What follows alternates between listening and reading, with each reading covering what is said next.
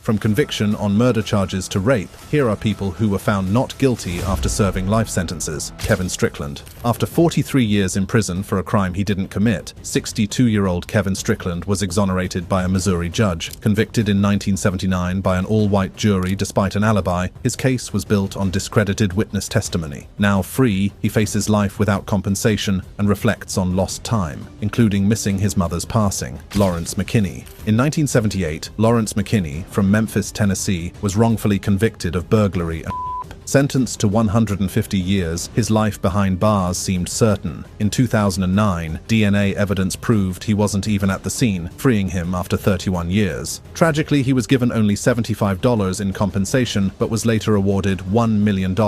Luis Vargas. Luis Vargas was sentenced to 55 years to life in Los Angeles for sexual assaults he didn't commit. Convicted in 1999, his case was based on misidentification and lack of physical evidence. Luckily, DNA testing by the California Innocence Project later proved his innocence, leading to his release in 2015 after 16 years in prison. Craig Coley. Craig Coley spent nearly 40 years in prison after being falsely accused of killing his girlfriend and her son in California in 1978. In 2018, the case was reopened, revealing fabricated evidence. Although he received $2 million in compensation, 70-year-old Coley lost irreplaceable years of his life to injustice. Joe Ligon. Joe Ligon, the oldest and longest-serving juvenile lifer in the US, was released after 68 years in a Pennsylvania prison. Convicted at 15 for crimes linked to 2 deaths, Ligon maintained his innocence. Refusing parole, he fought for full release, finally granted by a judge on grounds of unconstitutional juvenile life sentences. Wilbert Jones. At 19, Wilbert Jones was convicted in Louisiana for a crime based solely on a flawed police lineup. Despite the victim later stating the perpetrator was much taller, Jones was given a life sentence. In 2017, after 45 years in prison, his innocence was proven with the help of the Innocence Project. Kirsten Lobato.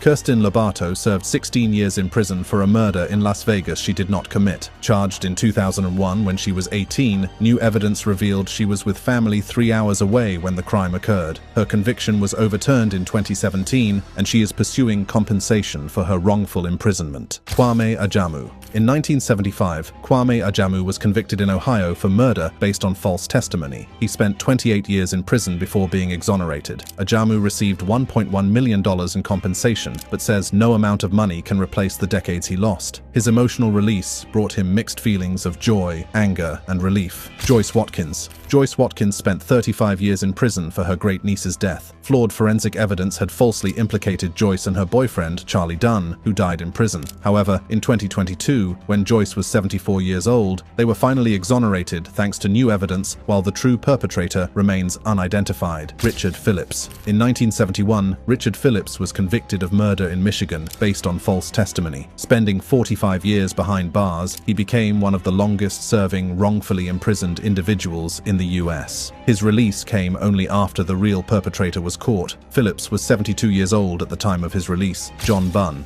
John Bunn was 14 years old when he was wrongfully convicted of murder in Brooklyn, New York, based on coerced evidence by NYPD detective Louis Scarcella. Bunn served 16 years in prison and 11 on parole, fighting to clear his name. In 2018, his conviction was overturned due to his arrest lacking probable cause. Susan Mellon. Susan Mellon spent 17 years in prison for a murder she did not commit, based solely on the testimony of an unreliable informant. Arrested in California in 1997, she was exonerated in 2014 when evidence proved the informant was a pathological liar. In the end, Mellon received significant compensation after her conviction was overturned. Daniel Villegas. Daniel Villegas, arrested at 16, spent 18 years in prison for a double homicide he was innocent of in El Paso, Texas. Convicted on a coerced confession, Villegas' case was overturned in 2014. A retrial in 2018 later found him not guilty, causing him to file a lawsuit against the city of El Paso.